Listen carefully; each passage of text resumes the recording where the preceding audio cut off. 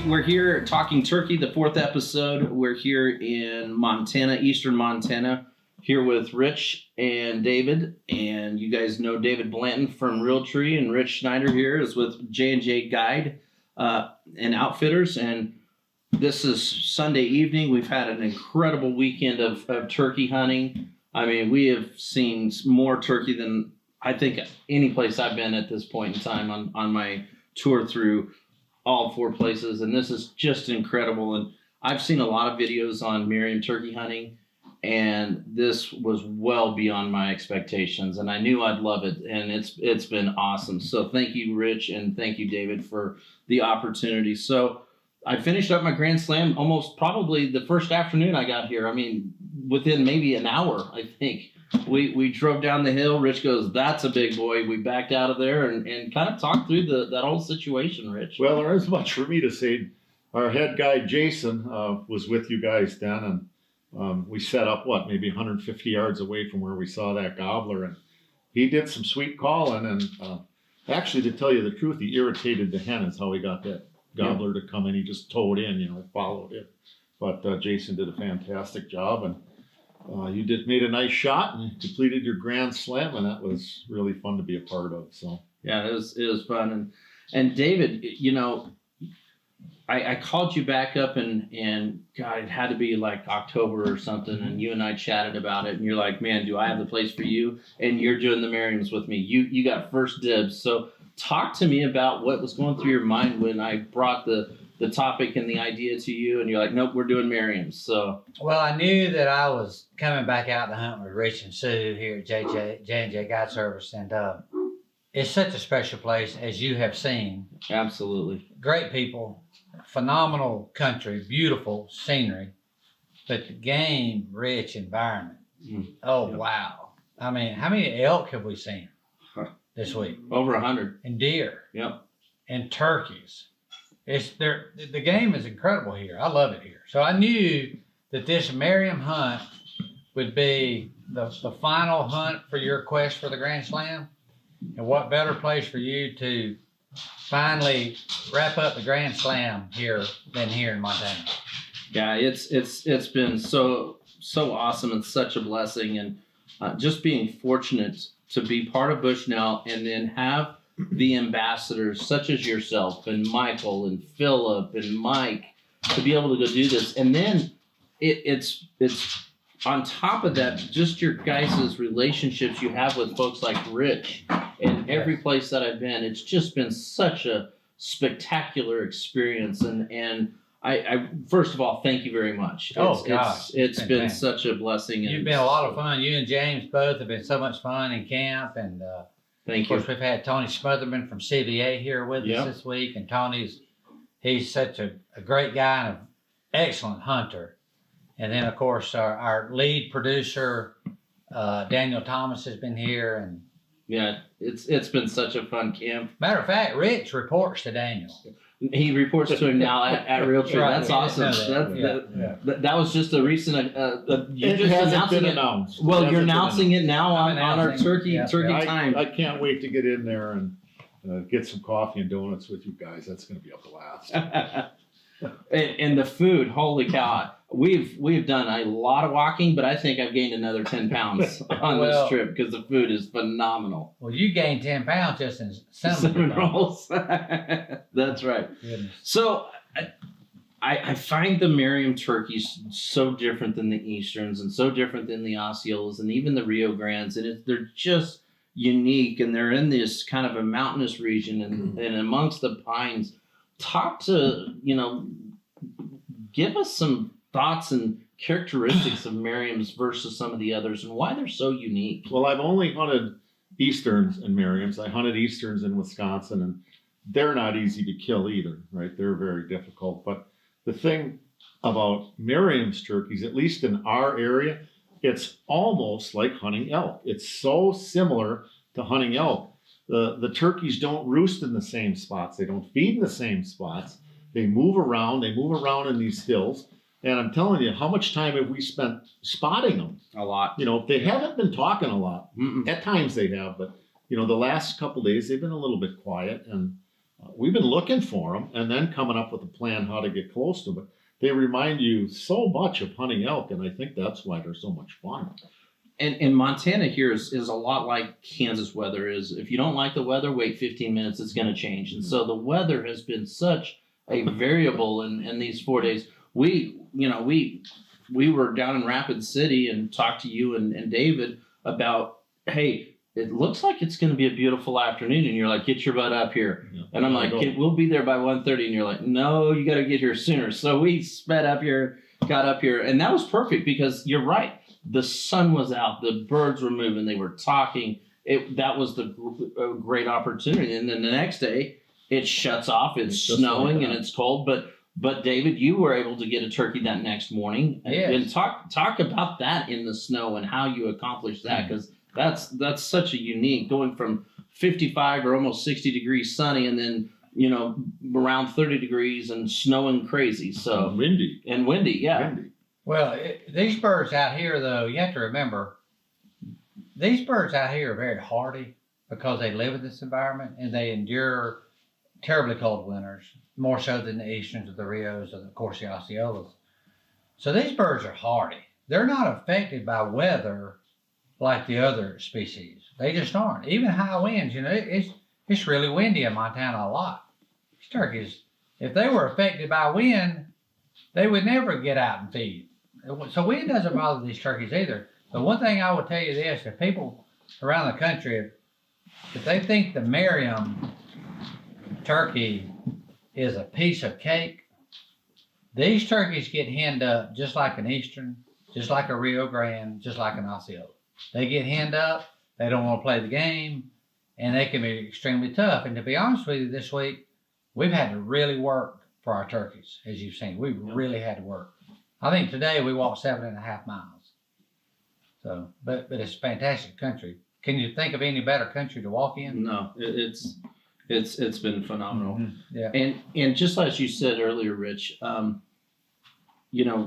first afternoon, Jason really challenged that hen that was with that gobbler, and that's the one thing I'm taking from this experience is when I'm turkey hunting wherever, I know you can't be as aggressive maybe calling as other turkeys that you are here with Merriam's, but man, challenging those hens when they're around, that I found that to be such an amazing trick. And I think even Jason told me that, and you even echoed it, is, say exactly what she's saying and just kind of go right back at her and challenge her and talk about that. Because we had that yesterday too when we were doing that with that hen. Yeah, I mean, that Jason's very good at that. I'm not near as good at challenging the hen, but boy, he really irritated that hen, and it took 10 minutes, and here she brought that beautiful, beautiful gobbler right up with her. So. And she came in barking, and you could tell she was irritated, just mad. I would say she was mad because she came in and she's going to show that other hen who was boss. Yeah. She was the boss hen in that area. So, but this afternoon, we got James a tag, and we went out and experienced something that you said in the 30-some years that you've been hunting, you've never heard afternoon gobbling like that.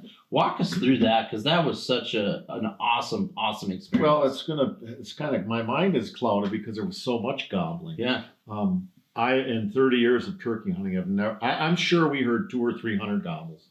It started out on the first call, they didn't respond. That's right. I called again with a different call, which reminds me, folks, don't be afraid to switch things up and try different things. I put one call in my mouth, the bird didn't gobble. I tried a higher pitch call and he hammered. And I mean, from that point on, it was an hour of gobbling. And the more excited the one gobbler got, he drew other gobblers. And I think we had 3, 4, 5 gobblers. Yep. And I mean, it was insane. Now, the issue we had, which is my fault, and I expected them to be on our side of the ravine. Yeah. They had a huge, deep chasm to try to cross. There was logs down, brush in there. They looked to find a place to cross, couldn't find it. So what we eventually did after a half hour, and they were still going, we just shut up and let them start to drift away. And then we moved parallel with them, and my goal was to get to a place where I knew they could cross, where I knew those turkeys knew how to cross. We did that, set up, and boy, 5 minutes later they were in our laps. Yeah, and we backed out a little bit so that as we moved, they couldn't see us. Right. But we would occasionally, you would throw off a hen, they'd gobble back, and we'd follow. So that was some great strategy work, and that was another thing I've learned. And talk about some of the stuff, because you guys were up and down mountains and everywhere, and you had to bring your walking shoes.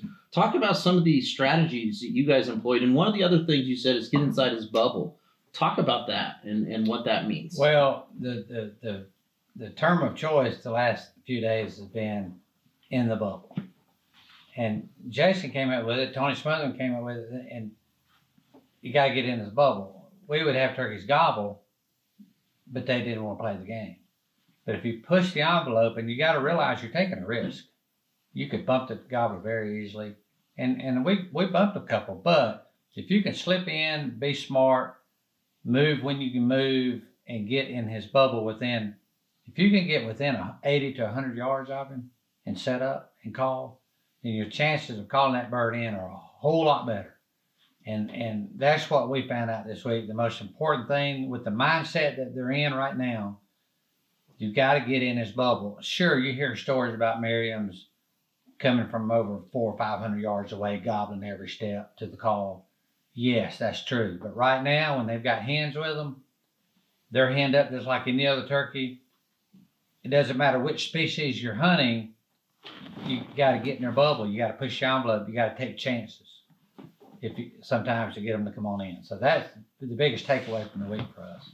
So if the viewers wanted to try a Grand Slam of their own, what would be one of the biggest pieces of advice that you would give them for them to go and start planning out their Grand Slam, whether it's a single season or just over a few years? The first thing I would do is I would talk to people that they know and they trust, friends or family or coworkers or whatever, somebody they know is going to shoot them straight, and say, hey, have you ever hunted a Rio? Where did you go? How did you like them? And I do it with every species. I have a very hard time telling people just go on the web, look up an outfitter, and book a hunt with them. Now you need to talk to people that you know and trust that have hunted with particular people, and if they give them high marks, then you're okay. That would be my number one advice. That's good. And what's another piece of advice for doing it? Because one comes to my mind is patience. Is you got to be extremely patient and not go in like a bull in a china shop, because that's one thing I've learned over the last 10, 15 years of hunting is, man, early on I hardly ever saw a turkey. I'd go in like a bull in a china shop. Now I've learned you got to be very cautious. You got to be very patient, be very start studying the land and understanding how that works. But what are some of those other things that you would recommend? Well, Rich touched on it. Don't be committed to one call in your vest. Use box call, slate call, glass call, different types of mouth calls. Every call is going to have a different tone, a different pitch, and you mix it up. Learn a lot of different calls, and don't use just one call.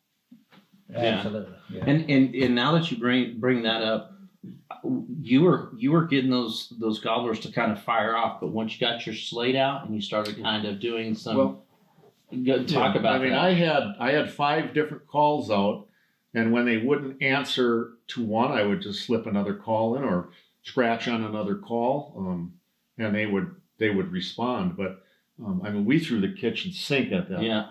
I could see what we were up against, and I could see the gobblers working back and forth through my binoculars. Wait a minute.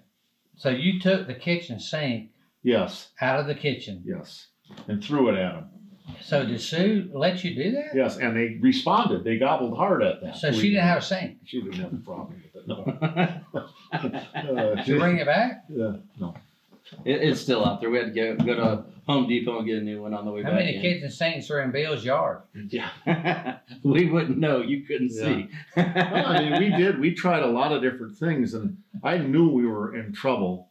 Looking down that ditch, we all knew we were in trouble. Yeah. But they were so worked up on thinking, I got other tricks. I'll try them. And you can, I know a lot of people know you just scratch the ground like you're a feeding hen. But the one that, well, there was two things that just really got them going. One was I just wear a standard baseball cap, and I would beat that on the ground, trying to imitate a tom chasing a hen around or two toms fighting. And at the same time, I was calling, and those things just went nuts. Well, and you were doing a purr too. And then I purred, and that, I mean, every gobbler was in the group was going then. Yeah. They just couldn't get to us. Yeah. They just could not get to us. Yeah, that ravine was probably 20 feet, and that one area was almost a straight vertical drop. They would have had to have flown across. Yeah, absolutely. And I didn't think they were going to do that. But have you ever had that where a turkey has flown to get to you? And Oh, for sure. Yeah, like flying over a ditch or a Yeah. gully or a creek or whatever. Yeah. What about Sure. your first time turkey hunting when he came from across that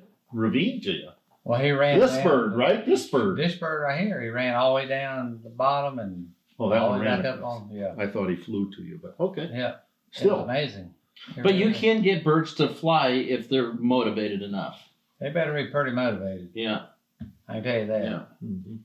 You better put that secret sauce on them. right. Yeah. Well, David, I really sincerely appreciate the time that you've spent and all that you've done for me and Bushnell throughout the last couple years. You know, we went to Abilene and got to hunt a deer Oh, hunt, yeah. and that was phenomenal. This was just as phenomenal as that experience was. So thank you very much. I appreciate it. And Rich, the hospitality, Jason's help, everything is just top notch. And just like you said, the things that you control, you're going to do your best. The animals and the environment, that's out of your control, but you're going to make the experience phenomenal. Yeah, the things we can control, we will. But just so we're all on the same page, the hospitality part that's not me. It's my wife, Sue. So Well- just as long as we're all on the same Yeah. page, because I'm not good at that. You should feel very special because Rich doesn't treat me the way he treats you. Rich and I, we don't really get along that great because he keeps threatening me with this one-on-one basketball game that never materializes. A lot of trash talking. Well, I'm up for that anytime. You know that. I get 5 fouls and I know how to use them. You only have 2 knees. Well, Rich, this last little bit, tell the viewers how to get a hold of you, or what's the best way to reach out to you. Well, you can always go to our website, which is packed full of stuff. My partner Eric runs that and does a great job keeping it up. What is it, Susie? JJ Guide Service. www.jjguideservice, and you'll get a hold of us that way. You can call us 715-820-0869. That's my phone number. But again, if you go to our website, you will see all the contact information. Instagram we do. That's kind of fun because we put other things on there other than hunting. But it's just to keep the people know what's going on. And let in me Eastern just say, Montana. it's fantastic. I've hunted deer here. I've hunted elk here. Hunted turkeys here. It's places amazing. Yes, it is. Fantastic. And you are right. Sue's cooking and her hospitality and everything is top notch. No, that's what makes it go. It is. It's I don't phenomenal. kid myself. Thank That's you. what makes it go. Well, thank you guys on behalf of Bushnell and all of our sponsors, Banded, Retape, Jebs, Primos, Federal. Thank you guys, and thank you, Michael and Phillip and Mike and Pat and Perry and the whole crew that has been through this whole entire experience. We're gonna do one more episode, and that's with my buddy down in Kansas, Steve. He kind of got me reinvigorated in turkey hunting over the last 6 years, and so we're gonna do the last episode, kind of celebrate with him and see if I can get a hybrid Eastern Rio, because that's what those are in Kansas. So, but man, I'm extremely blessed, and it's been fun sharing it with the viewers and sharing it with everybody, and that was our intent, is make it entertaining, share, pass on some unique tips and tricks. So anything else you guys want to mention? I just want to say congratulations. Thank you. Grand Slam, fantastic job. Well, I appreciate it. Thank you very Great much. job. I got just one thing. Folks, get your kids out there, get them out hunting. start them on turkeys. It's about as good as it gets. So that would be a great way to get them into it. You know, they're going to have action. They're going to hear them. They're going to see them. And we need hunters. There's no doubt about that. And that's a fantastic point. You know, go to J&J Guide Services Instagram page. Go to David Blanton's Instagram page, my Instagram page, Bushnell. Ask us. This industry is willing to help people if people will just ask. We can't help it; they're not asking, and we will do it. And all of those sponsors that I mentioned just a little bit ago would help and help us all. So great point. Thanks for bringing that up. Yep. Good point, Rich. Thank you.